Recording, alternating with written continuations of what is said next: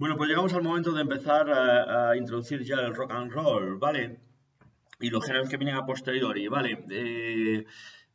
Hay que decir, a ver, que surge, el rock and roll surge hacia los años 50, ¿vale?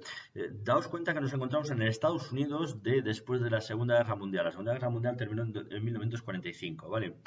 Entonces, eso determina un poco una sociedad donde aparece una juventud un poco más rebelde, un poquitín más alternativa y no tan supeditada a la tradición, con lo cual hay una especie de ruptura a nivel psicológico, a nivel sociológico y a nivel psicológico en la juventud de los Estados Unidos, ¿vale? Entonces, empezamos ya hablando, musicalmente hablando, estamos hablando ya de... Uy, ¿cuánto digo hablar? Perdón por las redundancias, ¿eh?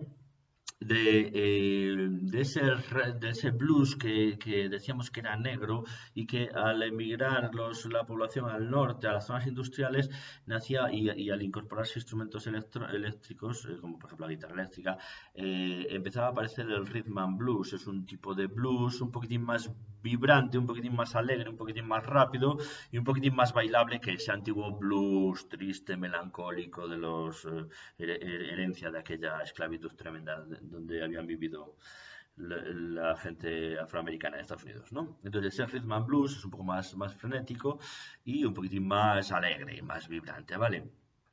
Pero en realidad el rock and roll aparece cuando Bill Haley, Bill Haley fue un señor que tenía un grupo que se llama los Comets, entonces Bill Haley and His Comets, y sus cometas, ¿no? Este señor, Bill Haley, hizo una grabación en el 54, en 1954, del Rock and Roll the Clock. Fue una versión de una canción que ya existía antes. Esa fecha, 1954, fue un poquitín en la explosión ya definitiva del rock and roll. Hay otros músicos importantes, aparte de Bill Haley, hay otros músicos importantes como por ejemplo Chuck Berry, un gran guitarrista, ¿vale? Muy característico por el baile del pato ese que hacía tocando la guitarra, luego lo veréis.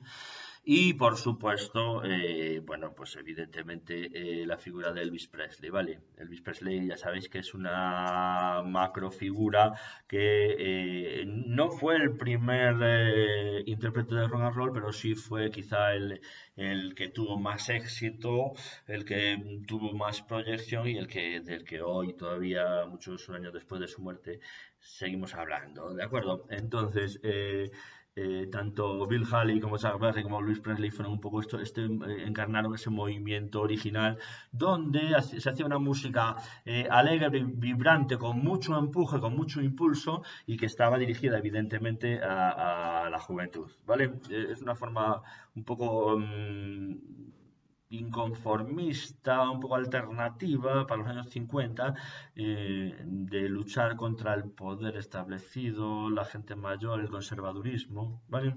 Pero bueno, bien, la cosa no termina ahí, no solo que el rock and roll tenga un ritmo muy frenético, pum, pum, pum, pum, pum, pum, pum, pum, pum, pum, pum, pum, pum, pum, una serie de bajos característicos y luego se le añade la melodía, el canto, todo eso se aderezaba también con el baile, bueno, por supuesto el baile famosísimo de Elvis Presley moviendo las caderas, ¿no? Que claro, aquello era llamaba muchísimo la atención, ¿no? Vale. No solo el rock and roll, sino también un poco a posteriori surge el soul, que es un tipo de interpretación normalmente más lenta, normalmente no apasionada, no sé si apasionada es la palabra correcta, un poco más melancólica, un poco más, no sé cómo decirlo. Es una especie de mezcla entre rhythm and blues y gospel, donde la parte vocal tiene mucha importancia, no solo la parte instrumental, ¿vale? No solo el empuje rítmico. Vale, a partir de los años 60 y sobre todo a partir de los 70 empieza a aparecer un poco como respuesta a la guerra de Vietnam. En Estados Unidos empieza a aparecer una especie de movimiento político musical que fue la canción protesta, que optaba por el pacifismo, por la igualdad entre los blancos y los negros, por luchar contra las desigualdades. Bueno, en fin, esta canción protesta tuvo evidentemente un componente político o social más que importante, ¿de acuerdo? Lo más frecuente en los intérpretes de canción protesta era que tocasen con una guitarra, todo muy sencillo, ¿eh? Una guitarra, como mucho con una armónica y poco más, ¿vale? En este caso destacan sobre todo el gran Bob Dylan, ¿vale? Y Joan Baez. Joan Baez también es otra representante importante de la canción protesta de Estados Unidos, ¿vale? Os pongo unos ejemplos.